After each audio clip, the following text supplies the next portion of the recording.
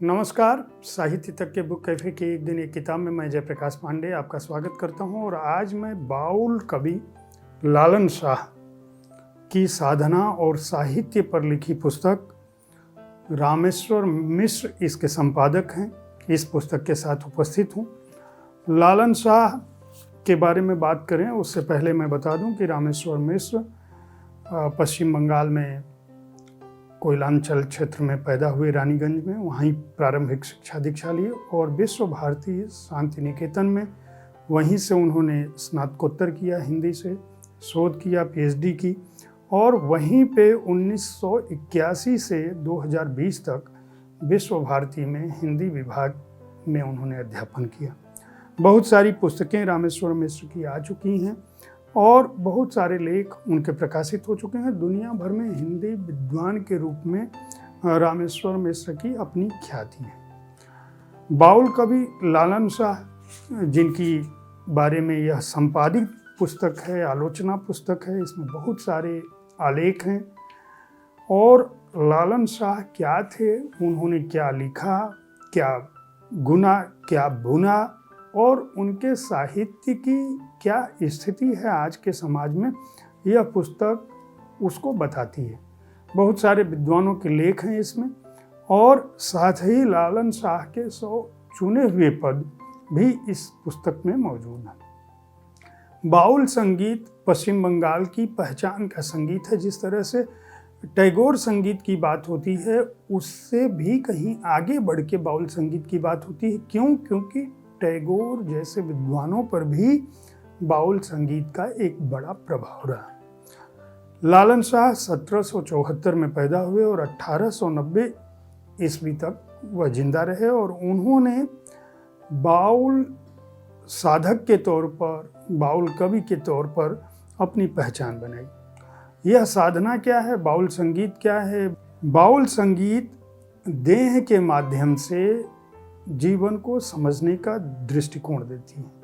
देह सब कुछ है, अगर देह नहीं है तो परमात्मा नहीं है, देह नहीं है तो मुक्ति नहीं है, देह नहीं है तो आनंद नहीं है, देह नहीं है तो आप जड़ और चेतन के अर्थ को नहीं समझ सकते। तर्क देते हैं, तर्क के साथ भक्ति देते हैं, भक्ति के साथ भावना देते हैं और भावना के साथ भारतीय धारा का जो मूल विचार है कि सर्वे भवन्ति सुखिनः और वसुधैव कुटुंबकम, बाउल उसकी बात करते हैं। लालन का ही प्रभाव था कि भारतीय नवजागरण के अग्रदूत राजा राम मोहन राय, जो उनके समकालीन थे, उन्होंने शिक्षित शहरी समाज को एक संदेश दिया। धार्मिक सुधार, उपनिषद, बौद्ध साहित्य, भक्तिवाद, सब कुछ प्रभाव उस दौरान जब देश गुलाम था तब हमारे देश पर था, सबका प्रभाव था। लेकिन इन सब के बीच जो जातिगत भेदभाव हैं वो कैसे खत्म हों, इसकी बात लालन शाह ने की। एक तरह से सूफी और भक्ति परंपरा का मिश्रित जो स्वरूप है, लालन शाह उसका प्रतिनिधित्व करते हैं।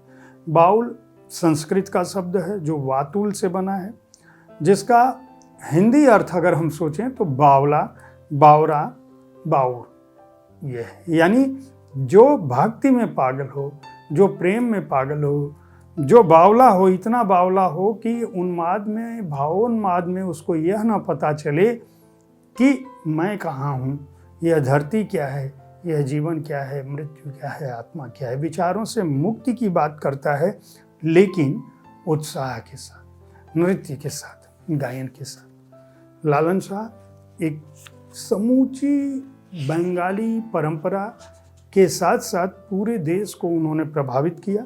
इसीलिए लालन शाह विषयक आलेख इस पुस्तक को बहुत महत्वपूर्ण बनाते हैं। जिन लोगों के लेख इस पुस्तक में शामिल हैं उनमें हितकरी का महात्मा लालन फकीर, बसंत कुमार पाल का फकीर लालन शाह, उपेंद्रनाथ भट्टाचार्य का लालन शाह, कुछ प्रासंगिक तथ्य, मोहम्मद अब्दुल हाई का मरमी कवि लालन शाह, अहमद शरीफ का साधक कवि लालन शाह, वकील अहमद का लालन के गीत, भाव और दर्शन, शामुज्जमान खान का लालन साईं, बंगाल की मौलिक प्रतिभा, रमाकांत चक्रवर्ती का लालन का तत्व दर्शन, शक्तिनाथ झा का लालन का मानुष तत्व, खोंदकार रियाजुल हक का लालन संगीत में तत्व विचार, अबुल अहसान चौधरी का लालन विरोधी आंदोलन।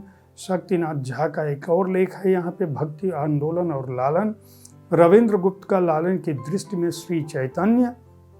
सनत कुमार मित्र का लालन, रिंसा और राम मोहन।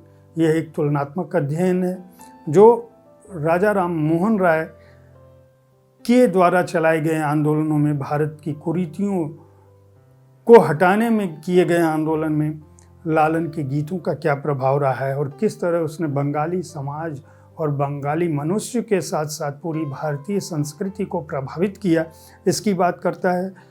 अबुल अहसान चौधरी का है लालन और रविंद्रनाथ ठाकुर और उपेंद्रनाथ भट्टाचार्य का बाउल साधना की पारिभाषिक शब्दावली।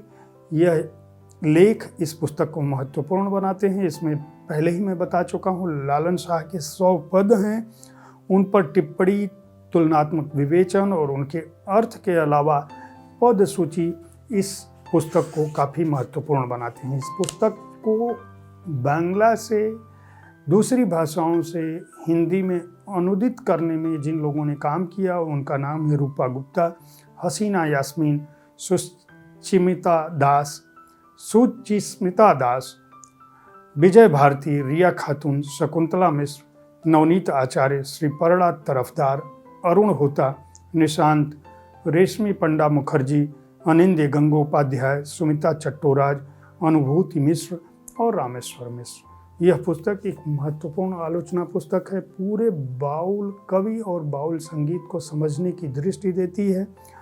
बाउल संगीत बहुत लोकप्रिय संगीत है और हमें अपने भक्ति आंदोलन, सूफी आंदोलन, संत साहित्य को समझना चाहिए और यह समझना चाहिए कि भारतीय संस्कृति और भारतीय धरा कितनी विविधतापूर्ण रही है, कितनी स्वीकार रहा है, कितनी आत्मस्वीकृति रही है और हमारी आत्मस्वीकृति में पूरा ब्रह्मांड किस तरह समाहित है, उसकी बात करती है। हमारा कोई भी कवि धार्मिक विभेद नहीं करता, जाति विभेद नहीं करता और इसीलिए समूचा भक्ति और सूफी आंदोलन महत्वपूर्ण होता है। मैं इस पुस्तक को खरीद कर पढ़ने की संस्तुति करता हूँ। इस पुस्तक को वाणी प्रकाशन ने प्रकाशित किया है। वाणी पेपरबैक से छपी हुई इस पुस्तक का मूल्य है 400 रुपये और पृष्ठ संख्या है 398।